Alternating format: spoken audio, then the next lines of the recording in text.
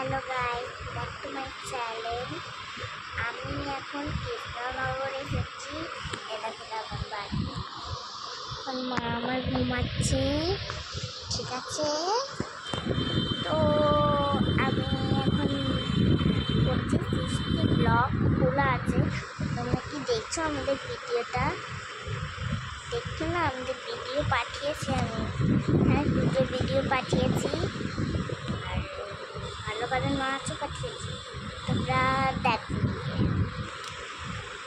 ঠিক আছে। এখন আমরা কৃষ্ণনগর এসেছি। এখন আমরা